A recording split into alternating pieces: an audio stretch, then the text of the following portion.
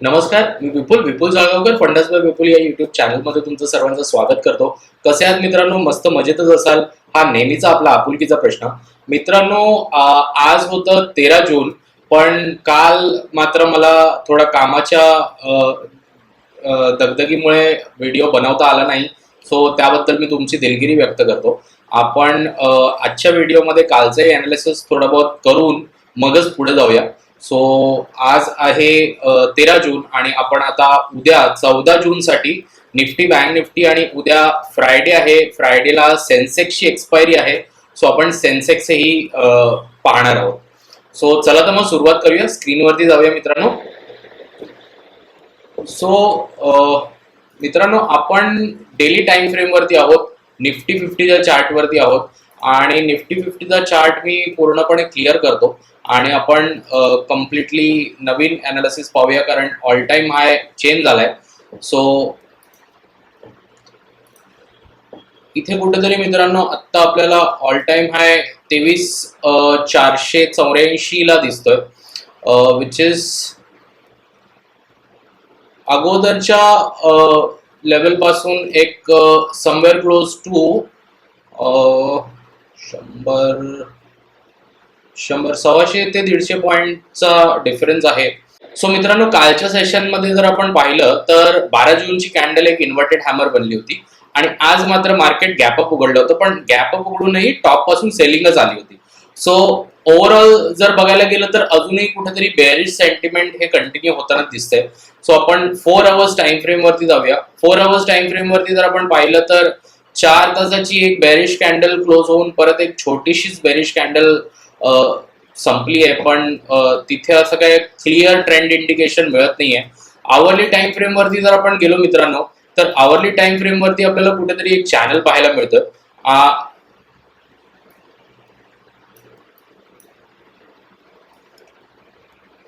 So जर आपण trend line mark करायला गेलो, बॉटम पासून जर आपण ट्रेंड लाईन मार्क केली तर कुठेतरी हा एक चॅनल निफ्टी मध्ये क्रिएट झालेला दिसतोय. सो ओव्हरऑल पाहायला गेलं मित्रांनो तर हा जर आपण ऑल टाइम हाय कन्सिडर केला, so which is somewhere close to 23,481च्या जवळपास आहे. एक्झॅक्ट आहे 80च्या जवळपास, 80.95.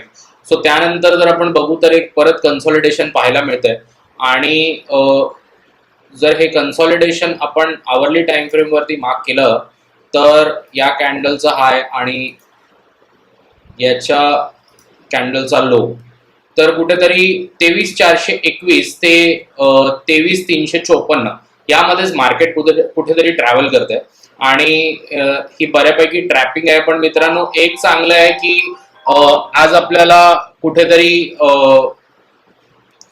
हे जे कन्सॉलिडेशन दिसतंय, तर हे कन्सॉलिडेशन डेली टाइम फ्रेम वरती पण दिसतंय, आवरली टाइम फ्रेम वरती पण दिसतंय आणि आवरली टाइम फ्रेम वरती पण हॉरिझॉन्टल पॅटर्न कुठेतरी क्रिएट होतोय.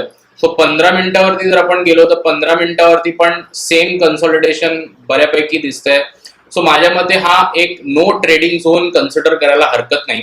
या नो ट्रेडिंग झोन मध्ये कुठेतरी 23,421च्या वरती जर 15 मिनिटाची कॅन्डल क्लोज होते आणि इथे आपल्याला जर प्राइस ऍक्शन पाहायला मिळतं तर आपण ऑल टाइम हाय पर्यंत नक्कीच ट्रेड करू शकू. आणि जर 23,354च्या खाली जर 15 मिनिटाची कॅन्डल क्लोज होते तर मात्र आपण हा जो बॉटम आहे या बॉटम पर्यंत कुठेतरी मार्केटला पाहू शकतो, विच इज 23,300 एक राऊंड नंबर आपण कन्सिडर करू शकतो. सो 300 पर्यंत कुठेतरी मार्केट येऊ शकतं. सो निफ्टीमध्ये सध्या तरी प्राइस ऍक्शन असंच काहीतरी दाखवते. माझ्या मते आत्ता हा नो डिसिजन झोन आहे.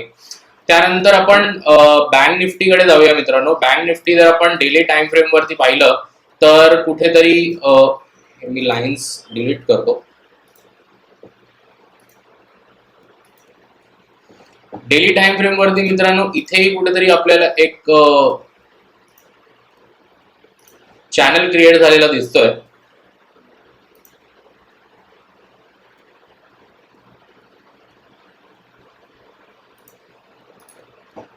आणि आजची जर आपण कॅन्डल बघितली तर बँक निफ्टीमध्ये तशी बऱ्यापैकी सेलिंग होती.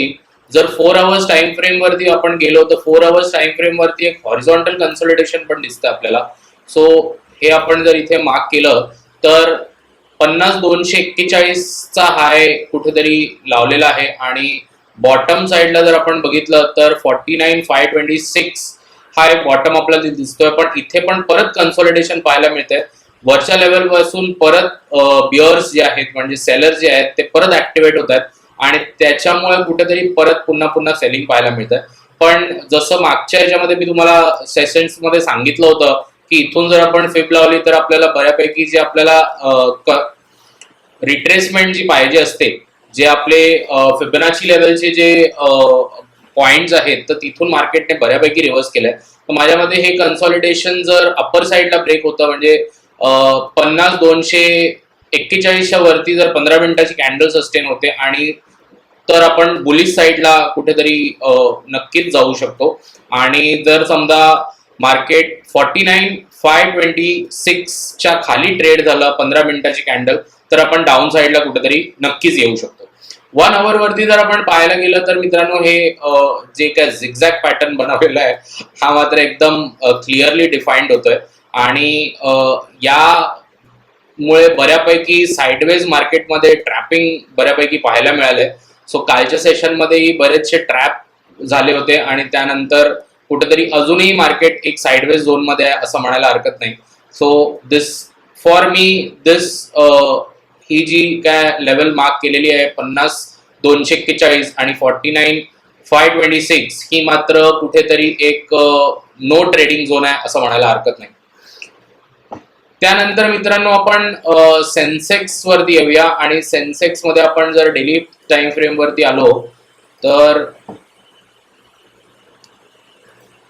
सेन्सेक्स मध्ये पण मित्रांनो सेमच कंडिशन आहे. कुठेतरी सेन्सेक्सचा पण ऑल टाइम हाय कुठेतरी ब्रेक झाला होता आणि त्यानंतर पुन्हा सेलिंगच पाहायला मिळाली आजच्या सेशन मध्ये पण कालच्या सेशन मध्ये पण.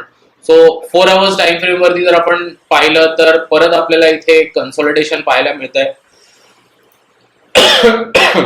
सो ओव्हरऑल 77,159 ते 76,240 हा एक नो ट्रेडिंग झोनच मानला जाईल. जर ऑल टाइम हायच्या वरती मार्केटने 15 मिनिटाची कॅन्डल किंवा जर क्लोज केली तर आपण कुठेतरी पाहू शकतो की पुन्हा एक तेजी पाहायला मिळेल. आणि जर समजा बॉटम साईडला आपल्याला बघायचं झालं तर कुठेतरी 76,240 हा एक लार्जर व्ह्यू मी सांगतोय कारण छोट्या टाइम फ्रेम वरती मार्केट खूप ट्रॅप करत आहे. जर आपण पाहू तर बरेचसे अपर वीक आणि लोअर वीक आपल्याला दोन्ही बाजूने पाहायला मिळतात आणि यामुळे कुठेतरी एक ट्रॅपी सिच्युएशन आहे. इथे एक मित्रांनो छानपैकी चॅनल बनवलाय पण हाही चॅनल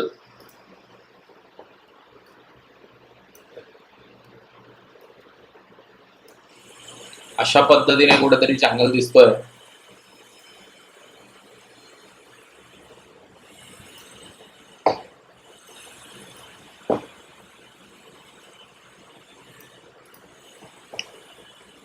सो इथे कुठेतरी असंच डिफाईंड होत आहे की खालून मार्केट वरती आलंय आणि वरती आल्यानंतर परत ते चॅनल मध्ये अडकलंय कुठेतरी आणि चॅनल ब्रेक होण्याचे आपण वाट पाहिली पाहिजे कारण हा 1 आवर टाइम फ्रेम वरती पण चॅनल क्लिअरली डिफाईंड होतोय. 4 आवर्स टाइम फ्रेम वरती पण एक चॅनल कुठेतरी डिफाईंड होतोय. सो माझ्या मते हा चॅनलच्या अप्पर साईड किंवा लोअर साईड आपल्याला वाट बघणं हे खूप इम्पॉर्टंट आहे. आणि मी माझ्यामध्ये सोमवारच्या व्हिडिओमध्ये बहुधा तुम्हाला सांगितलं होतं की मार्केट इथे कुठेतरी वेळ घालवण्याचा प्रयत्न करेल मोठ्या टाइम फ्रेम वरती आणि मित्रांनो तसंच कुठेतरी पाहायला मिळतंय कारण this is the market behaviour. Market हे असंच वर्क करतं. जर आपण काही डेटा बॅकटेस्ट करू मागे जाऊन जर पाहू आणि जर आपल्याला कुठे अशाच गोष्टी पाहायला मिळतील की मार्केट एक चांगली मोमेंटम देतं, थोडा वेळ पॉज करतं आणि पुन्हा एक चांगली मोमेंटम येते. So as a option trader कुठेतरी आपण या मोमेंटमची वाट पाहणं गरजेचं आहे. So I think this is again a no trading zone for me की 77,174 ते 76,208 या 2 लेवल्स पैकी एक लेवल कुठेतरी ब्रीच झाली पाहिजे, एक तर अप्पर साईडला किंवा लोअर साईडला, आणि 15 मिनिटावरती एक चांगली कॅन्डल आली पाहिजे जी एक तर वरच्या बाजूला बुलिश असेल, स्ट्रॉंग बुलिश असेल, आणि त्यानंतरही आपण प्राइस ऍक्शनची वाट पाहायला पाहिजे लोअर टाइम फ्रेम वरती, आणि त्यानंतर कुठेतरी आपण आपला ट्रेड घेतला पाहिजे. सो दॅट्स इट मित्रांनो, हा आपला शॉर्ट अँड स्वीट एक उद्यासाठी 14 जून साठीचा अनालिसिस आहे. पण मला एकंदरीत असं वाटतं बहुतेक उद्या सुट्टी असावी किंवा 3 दिवसाची काहीतरी सुट्टी आहे.